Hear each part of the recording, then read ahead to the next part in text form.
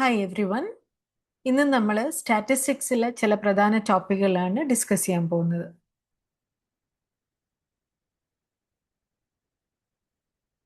So ആദ്യം തന്നെ നമുക്ക് സ്റ്റാറ്റിസ്റ്റിക്സിലെ പ്രധാനപ്പെട്ട ടോപ്പിക്കായ സാമ്പിളിംഗ് മെത്തേഡ്സ് നോക്കാം. എന്താണ് സാമ്പിളിംഗ് മെത്തേഡ്? രണ്ട് തരത്തിൽ ബ്രോഡായിട്ട് ക്ലാസിഫൈ ചെയ്തിട്ടുണ്ട്: probability and non probability sampling methods. Probability എന്ന് പറയുന്നത് റാൻഡമൈസ്ഡ് സെലക്ഷൻ ആണ്. അങ്ങനത്തെ അല്ലാത്തതിന് നമ്മൾ നോൺ പ്രോബബിലിറ്റി സാമ്പിളിംഗ് എന്നും പറയും. അപ്പോൾ പ്രോബബിലിറ്റി സാമ്പിളിംഗിൽ എന്തൊക്കെയുണ്ടെന്ന് നോക്കാം. ആദ്യമായിട്ട് സിമ്പിൾ റാൻഡം സാമ്പിളിംഗ്. പേര് പോലെ തന്നെ വളരെ സിമ്പിളാണ് ഇത് ചെയ്യാനായിട്ട്. പോപ്പുലേഷൻ മൊത്തത്തിൽ എടുക്കുക, ഒരു ലിസ്റ്റ് ഉണ്ടാക്കുക, അതിൽ നിന്ന് ലോട്ടറി മെത്തേഡിൽ പിക്ക് ചെയ്തെടുക്കുക. അതാണ് സിമ്പിൾ റാൻഡം സാമ്പിളിംഗ്. സോ ഇതിൻ്റെ അഡ്വാൻറ്റേജ് എന്താണെന്ന് വെച്ചാൽ every member has a equal chance to be picked up. രണ്ടാമത് സ്ട്രാറ്റിഫൈഡ് സാമ്പിളിംഗ്. സ്ട്രാറ്റിഫൈഡ് സാമ്പിളിംഗ് നമ്മൾ എന്താ ചെയ്യുന്നത്? പോപ്പുലേഷനെ ഡിഫറെൻറ്റ് സ്ട്രേറ്റ ആയിട്ട് നമ്മൾ ഡിവൈഡ് ചെയ്യും, അല്ലെങ്കിൽ സബ് ഗ്രൂപ്പ്സ് ആയിട്ട് ഡിവൈഡ് ചെയ്യും. ആണുങ്ങളെല്ലാം ഒരു ഗ്രൂപ്പ്, പെണ്ണുങ്ങളെല്ലാം ഒരു ഗ്രൂപ്പ്, പിന്നെന്താ അഡോളസെൻ്റ് ഏജ് ഗ്രൂപ്പ്സ് എല്ലാം ഒരു ഗ്രൂപ്പ്, അല്ലെങ്കിൽ എബോവ് 60 ഒരു ഗ്രൂപ്പ്. ആ രീതിയിൽ നമ്മൾ ഗ്രൂപ്പ് ചെയ്യുന്നതിനെയാണ് സ്ട്രേറ്റ എന്ന് പറയുന്നത്. അപ്പോൾ ഓരോ സ്ട്രേറ്റയിൽ നിന്ന് നമ്മൾ റാൻഡംലി സബ്ജക്ട്സിന്, സാമ്പിൾസിനെ പിക്കപ്പ് ചെയ്യുന്നതാണ് സ്ട്രാറ്റിഫൈഡ് സാമ്പിളിംഗ് എന്ന് പറയുന്നത്. മൂന്നാമത്തത് സിസ്റ്റമാറ്റിക് സാമ്പിളിംഗ്. സിസ്റ്റമാറ്റിക് സാമ്പിളിംഗ് എന്ന് പറഞ്ഞാൽ എന്താണ്? നമ്മളൊരു സിസ്റ്റമാറ്റിക് ആയിട്ട്, ഒരു ഓർഡർ ആയിട്ടാണ് പോകുന്നത്. ഒരു പർട്ടിക്കുലർ, ഒരു ഫിക്സ്ഡ് ഇൻ്റർവെല്ലിൽ സാമ്പിൾസിനെ സെലക്ട് ചെയ്തുകൊണ്ട് പോകുന്നതാണ് സിസ്റ്റമാറ്റിക് സാമ്പിളിംഗ്. അപ്പോൾ ഇവിടെ നമ്മൾ എന്താ ചെയ്യുന്നത്? പോപ്പുലേഷനിൽ നിന്ന് ആദ്യത്തെ ഒരു സാമ്പിളിനെ നമ്മൾ സിമ്പിൾ റാൻഡം മെത്തേഡിൽ സെലക്ട് ചെയ്യും. പിന്നെ ഉള്ളതിനെ എല്ലാം നമ്മളൊരു പർട്ടിക്കുലർ ഇൻ്റർവെല്ലിൽ, അതിനെ നമ്മൾ കേത്ത് ഇൻ്റർവെൽ എന്ന്, കേത്ത് ഇൻഡിവിജ്വൽ എന്ന് പറയും. കെ എന്ന് പറയുന്നത് ആ ഇൻ്റർവെല്ലിൻ്റെ നമ്പറാണ്. It could be 2, 3 anything. So kth ഇൻഡിവിജ്വലിനെയാണ് നമ്മൾ പിന്നെ പിക്ക് ചെയ്യുന്നത്. അപ്പോൾ ഈ ഒരു പിക്ചറിൽ നമുക്ക് നോക്കിക്കഴിഞ്ഞാൽ 3 ആണ്. ഈ കെ എന്ന് പറയുന്നത് 3 ആണ്. സോ ഫസ്റ്റ് ഒരാൾ എടുത്തു കഴിഞ്ഞു, അത് കഴിഞ്ഞ് പിന്നെ മൂന്നാമത്തെ, ആ ഫസ്റ്റ് ആളിൽ നിന്നും മൂന്നാമത്തേനെയാണ് നമ്മൾ പിന്നെ പിക്ക് ചെയ്തെടുക്കുന്നത്. അത് കഴിഞ്ഞ് അടുത്തത് ആറാമത്തെ ആളിന്, എന്ന് വെച്ചാൽ ഈ മൂന്നാമത്തെ ആളിൽ നിന്നും പിന്നെ ഒരു ഇൻ്റർവെൽ ഓഫ് 3. അപ്പോൾ 6th ആളിനെയാണ് നമ്മൾ പിന്നെ എടുക്കുന്നത്. ആ രീതിയിലാണ് ഇത് പോകുന്നത്. So you have a particular fixed interval to pick up the samples. അടുത്ത എന്താണ്? Cluster sampling. ക്ലസ്റ്റർ സാമ്പിളിംഗ് എന്ന് പറയുമ്പോൾ, ക്ലസ്റ്റർ എന്ന് പറഞ്ഞാൽ ഗ്രൂപ്പാണ്. അപ്പോൾ entire we categorise or the population belongs to different groups or clusters. ആ ക്ലസ്റ്റേഴ്സിനെ നമ്മൾ റാൻഡമായിട്ട് പിക്ക് ചെയ്യും. അപ്പോൾ ഈ പിക്ചറിൽ തന്നെ നമുക്ക് മനസ്സിലാവും ഇതൊരു ക്ലസ്റ്റർ, ഇതും രണ്ടാമത്തെ 3, 4, 5. So we have 5 different clusters here, but we have randomly picked up cluster number 2 and cluster number 4. So that is called cluster sampling. ഇനി ലാസ്റ്റ് എന്താണ്? Stratified sampling. എന്താണ്? Multi stage sampling. Multi stage sampling എന്ന് പറഞ്ഞാൽ നമുക്ക് combinations ആണ്. ഇപ്പോൾ ഒന്നോ അതിൽ കൂടുതലോ ടൈപ്പ് ഓഫ് സാമ്പിളിംഗ് ഉപയോഗിക്കുകയാണെങ്കിൽ നമ്മൾ അതിനെ മൾട്ടി സ്റ്റേജ് സാമ്പിളിംഗ് എന്ന് പറയും. Now coming to non-probability sampling. Non-probability sampling-ൽ ഇവിടെ റാൻഡമൈസേഷൻ ഇല്ല. അപ്പോൾ ആദ്യത്തേത് കൺവീനിയൻസ് സാമ്പിളിംഗ് എന്ന് പറഞ്ഞാൽ നമ്മുടെ കൺവീനിയൻസ് അനുസരിച്ച് നമ്മൾ സാമ്പിൾസിനെ ചൂസ് ചെയ്യുന്നതാണ് കൺവീനിയൻസ് സാമ്പിളിംഗ്. സോ വരുന്നത് മുറയ്ക്ക് നമ്മുടെ ആക്സസിബിലിറ്റി അനുസരിച്ച് റെഡിലി അവൈലബിൾ ആയിട്ടുള്ള സാമ്പിൾസ് അല്ലെ പാർട്ടിസിപ്പൻസിനെ ചൂസ് ചെയ്യുന്നതാണ് കൺവീനിയൻസ് സാമ്പിളിംഗ്. രണ്ടാമത്തത് പർപ്പസീവ് സാമ്പിളിംഗ്. പർപ്പസീവ് സാമ്പിളിംഗ് എന്ന് പറഞ്ഞാൽ നമ്മൾ പിക്ക് ചെയ്യും, ചില ക്രൈറ്റീരിയസ് നമുക്കുണ്ട്, അതിനെ ബേസ് ചെയ്തുകൊണ്ട് we are hand picking some of the subjects and that is called as purposive sampling. മൂന്നാമത്തത് സ്നോബോൾ സാമ്പിളിംഗ്. സ്നോബോൾ എന്ന് പറഞ്ഞാൽ മഞ്ഞ് ഇങ്ങനെ ഉരുണ്ട് വരുമ്പോൾ ഒരു ചെറിയൊരു പീസ്, ഒരു ചെറിയൊരു സൈസിലായിരിക്കും ആദ്യം തുടങ്ങുക. പിന്നെ അത് താഴോട്ട് വരെ അത് ഇങ്ങനെ ഗ്യാദർ ചെയ്ത്, മഞ്ഞ് ഗ്യാദർ ചെയ്ത് ബിഗർ ആയിട്ട് ഫോം ചെയ്യും. അതുപോലെയാണ് ഈ സ്നോബോൾ സാമ്പിളിംഗ്. ഒരാളെ നമുക്ക് ആദ്യം കിട്ടിക്കഴിഞ്ഞാൽ അയാളിൽ നിന്ന് നമ്മൾ ലീഡ്സ് എടുത്ത് അടുത്ത ആളിലേക്ക് പോകുന്നു, അതിൻ്റെ അടുത്ത ആളിലേക്ക് പോകുന്നു. അങ്ങനെ നമ്മൾ പാർട്ടിസിപ്പൻസിനെ പിക്കപ്പ് ചെയ്യുന്നതാണ് snowball sampling. Okay, so the first person we will go and approach and they will give us leads to further samples. Especially ഇത് HIV പോലത്തെ രോഗങ്ങളുള്ള ആൾക്കാർ, നമ്മൾ അങ്ങനെ പെട്ടെന്ന് അവരെ നമുക്ക് ആക്സസിബിലിറ്റി ഉണ്ടാവില്ലല്ലോ. അപ്പോൾ ഒരാളെ കിട്ടിക്കഴിഞ്ഞാൽ അവരുടെ അടുത്ത് ചോദിച്ച് അവർക്കറിയുന്ന ആൾക്കാരെ അവരിൽ നിന്നും കോൺടാക്ട് എടുത്തിട്ട് അങ്ങനെ ലീഡ് ചെയ്ത് നമ്മൾ പോകുന്നതാണ് സ്നോബോൾ സാമ്പിളിംഗ്. അതുപോലെ തന്നെ rare cases, rare disease conditions ഒക്കെ ഉള്ളവരെ നമ്മളിങ്ങനെയാണ് കോണ്ടാക്ട് ചെയ്യുക, അല്ലെങ്കിൽ ഇങ്ങനെയാണ് അവരുടെ സാമ്പിൾസ് കളക്ട് ചെയ്യുക. ദെൻ കോട്ട സാമ്പിളിംഗ്. കോട്ട സാമ്പിളിംഗ് എന്ന് പറഞ്ഞാൽ ഇപ്പോൾ ഫിക്സ്ഡ് നമ്പർ, ഓരോ സ്പെസിഫിക് സബ് ഗ്രൂപ്പ്സിൽ നിന്ന് നമ്മൾ ഫിക്സ്ഡ് നമ്പറിനെ സെലക്ട് ചെയ്യും. നേരത്തെ നമ്മൾ സ്ട്രാറ്റിഫൈഡ് റാൻഡം സാമ്പിളിംഗ് പറഞ്ഞില്ലേ, അതുപോലെ തന്നെയാണ് ഈ നോൺ റാൻഡമൈസ്ഡ് ആകുമ്പോൾ കോട്ട സാമ്പിളിംഗ് അതുപോലെയാണ്. എന്ന് വെച്ചാൽ പോപ്പുലേഷൻ നമ്മൾ പല പല കോട്ടാസ് ആയിട്ട് ഡിവൈഡ് ചെയ്യും. ഏതാണ് ഇവിടെ നോക്കൂ, ഗ്രീൻ കളർ ഹെഡ് ഉള്ള ആൾ ഒരു കോട്ട അല്ലെങ്കിൽ ഒരു സബ് ഗ്രൂപ്പ്. അതുപോലെ തന്നെ ഈ ചുമന്ന കളറിലുള്ള ഇത്രയും പേരുണ്ട്. പിന്നെ ബ്രൗൺ കളറിലുള്ള. അപ്പം നമുക്കിവിടെ 3 കോട്ട അല്ലെങ്കിൽ 3 ഗ്രൂപ്പ്സ് ആണുള്ളത്. ഇതിൽ നിന്ന് നമ്മൾ ഫിക്സ്ഡ് ആയിട്ടുള്ള നമ്പേഴ്സിനെ നമ്മൾ സെലക്ട് ചെയ്യും. നോക്കൂ, ഇതിൽ ഒരാളെ എടുത്തു, മറ്റേ ഗ്രൂപ്പിൽ നിന്ന് ഒരാളെ എടുത്തു, അങ്ങനെ ഓരോ ഗ്രൂപ്പിൽ നിന്ന് ഓരോ ആൾക്കാരെ നമ്മൾ എടുത്തു വെക്കുന്നതാണ് കോട്ട സാമ്പിളിംഗ്. ഓക്കെ, ഇത് മറ്റേ റാൻഡമൈസ്ഡിൽ നമ്മൾ സബ് ഗ്രൂപ്പ്സ് പറയല്ലേ, അല്ലെങ്കിൽ സ്ട്രേറ്റ എന്ന് പറയത്തില്ലേ, അതിന് പകരം ഇവിടെ കോട്ട സാമ്പിളിംഗ് എന്ന് പറയുന്നത്. ഇനി ലാസ്റ്റ് വൺ എന്താണ്? Consecutive sampling. So enrolling all eligible subjects over a set period. വരുന്ന മുറയ്ക്ക് നമ്മൾ അവരെ ഇങ്ങനെ എടുത്തുകൊണ്ടേയിരിക്കുകയാണ്. അതാണ് consecutive sampling. For a set period, 1 മാസം അല്ലെങ്കിൽ 2 മാസം നമ്മൾ അവരെ as and when they come, we keep taking them one after the other. Now coming to measures of central tendency. എന്തൊക്കെയാണ് മെഷേഴ്സ് ഓഫ് സെൻട്രൽ ടെൻഡൻസി? ഇത് മീൻ, മീഡിയൻ, മോഡ്, അങ്ങനെ 3 തരത്തിലാണ് measures of central tendency നമ്മൾ ഡിസ്ക്രൈബ് ചെയ്യുന്നത്. മീൻ എന്ന് പറഞ്ഞാൽ എല്ലാവർക്കും അറിയുന്ന, അല്ലെ, ടോട്ടൽ വാല്യൂൻ്റെ ആവറേജ്, അരിത്തമെറ്റിക് മീൻ എന്നും പറയാം. So it is the average of all the values. Median എന്ന് പറഞ്ഞാൽ എന്താണ്? മീഡിയൻ എന്ന് പറഞ്ഞാൽ മിഡിൽ വാല്യൂ ആണ്. ഇപ്പോൾ നമ്മൾ ഡേറ്റ സെറ്റിന് അസെൻഡിങ് ഓർഡർ അല്ലെങ്കിൽ ഡിസെൻഡിങ് ഓർഡർ നമ്മൾ അറേഞ്ച് ചെയ്തിട്ട് അതിൻ്റെ മിഡിലിൽ വരുന്ന വാല്യൂനെയാണ് മീഡിയൻ എന്ന് പറയുന്നത്. മോഡ് ആണെങ്കിലോ, mode is the most fashionable number എന്നും നമ്മൾ പറയും. കാരണം റിപ്പീറ്റഡ് ആയിട്ട് വരുന്ന നമ്പറിനെയാണ്, ഒരു ഡേറ്റ സെറ്റിൽ ഫ്രീക്വൻ്റ് ആയിട്ട് ഉണ്ടാകുന്ന, റിപ്പീറ്റഡ് ആയിട്ട് ഉണ്ടാകുന്ന വാല്യൂനെയാണ് നമ്മൾ മോഡ് എന്ന് പറയുന്നത്.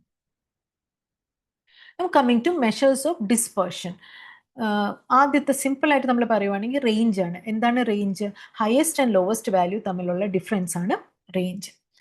രണ്ടാമത്തത് വേരിയൻസ്. വേരിയൻസ് എന്ന് പറഞ്ഞാൽ മീനിൽ നിന്നും, മീൻ വാല്യൂവിൽ നിന്നും എത്രത്തോളം ഡിസ്പേർഷൻ ആണ്, how far the set of data are dispersed from the മീൻ.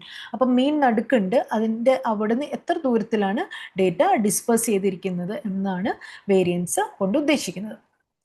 മൂന്നാമത്തത് എന്താണ്? Standard deviation. സ്റ്റാൻഡേർഡ് ഡീവിയേഷൻ എന്ന് പറഞ്ഞാൽ എന്താ? സിമ്പിളായിട്ട് പറഞ്ഞു കഴിഞ്ഞാൽ വേരിയൻസിൻ്റെ സ്ക്വയർ റൂട്ടാണ് സ്റ്റാൻഡേർഡ് ഡീവിയേഷൻ. അടുത്തത് Inter quartile range. Inter quartile range എന്ന് പറയുമ്പോൾ നമ്മൾ അപ്പർ ക്വാർട്ടൈലും ലോവർ ക്വാർട്ടൈലും തമ്മിലുള്ള ഡിഫറൻസ് ആണ് ഇന്റർ ക്വാർട്ടൈൽ റേഞ്ച് എന്ന് ഉദ്ദേശിക്കുന്നത്. 50% of the values will be lying in this between Q3 and Q1. അതാണ് Inter quartile range. So when you differentiate നമ്മൾ data സെറ്റിനെ അറേഞ്ച് ചെയ്തിട്ട് ലോവർ ടു ഹയർ ആയിട്ട് അറേഞ്ച് ചെയ്തിട്ട് അതിനകത്ത് 25% will lie in Q1, 25% will lie in Q3 and 50% will lie in between these two. That is interquartile range.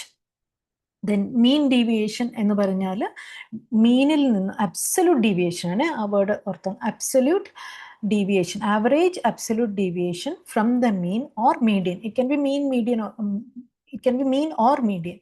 So mean deviation എന്ന് പറഞ്ഞാൽ average absolute deviation from the mean or the median. So these are the measures of dispersion. Now coming to the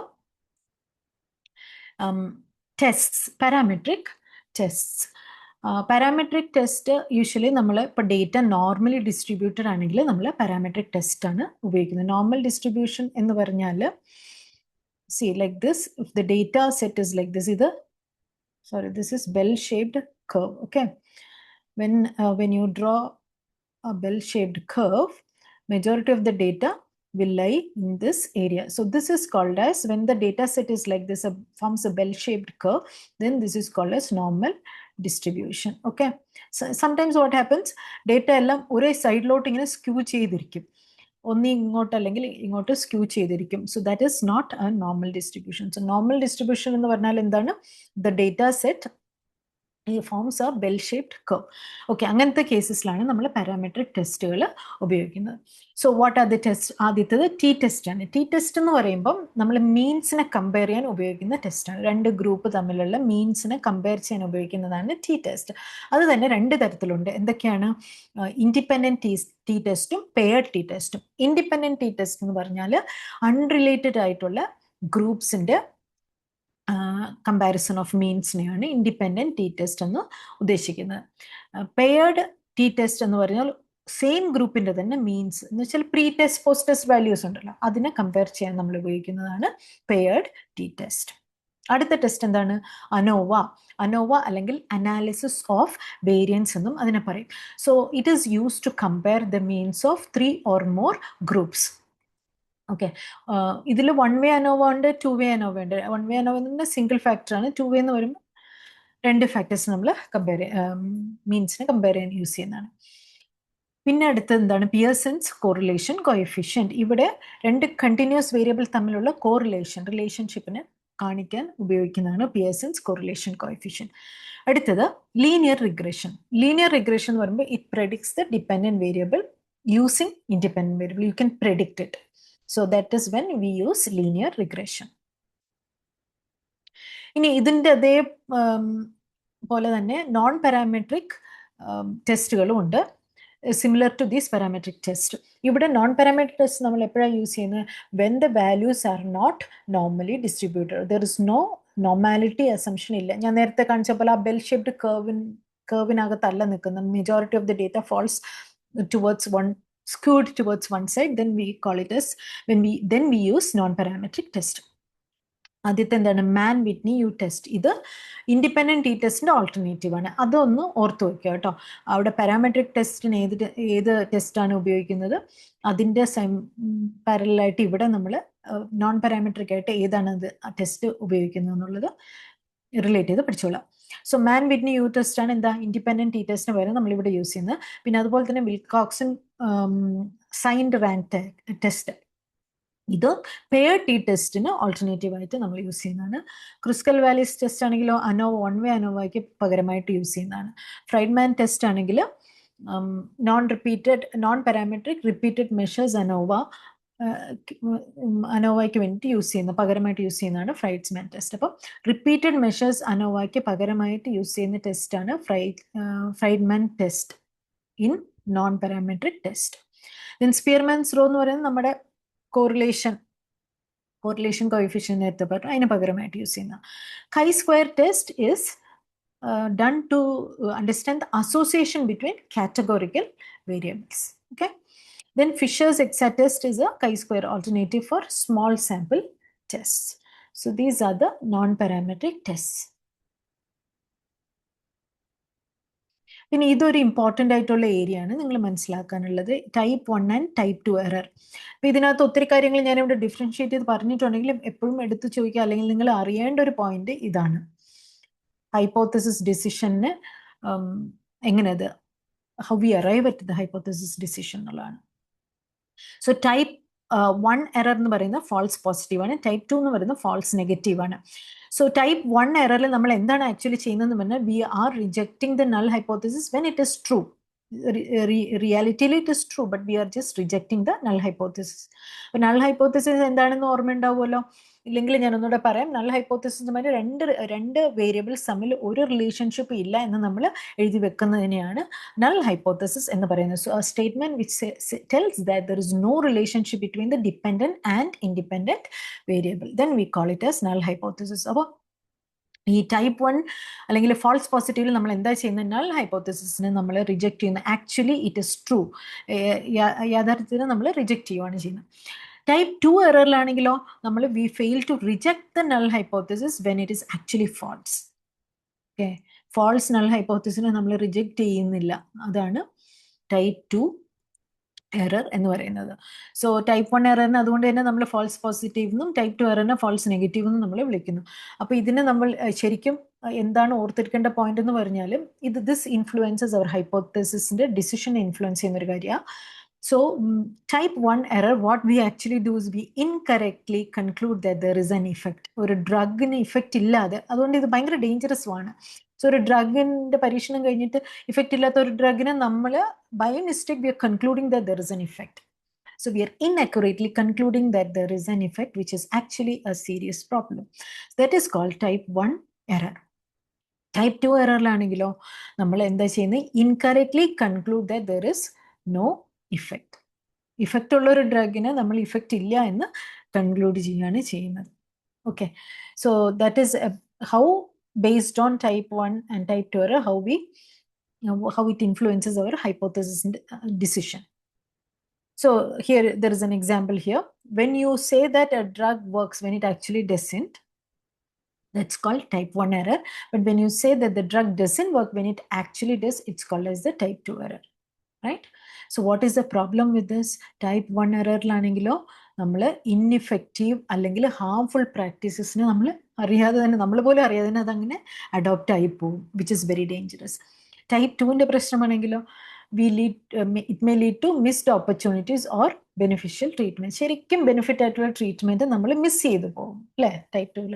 അപ്പോൾ ഇതാണ് ശരിക്കും നമ്മൾ ഇതെല്ലാം ഓർക്കാൻ പറ്റിയില്ലെങ്കിലും ഓർക്കേണ്ട ഒരു പോയിന്റ് എന്ന് പറയുന്നത്, type 1 എററിന്റെ it is also called as false positive. Why? Because inaccurately we conclude that there is an effect and it is very dangerous.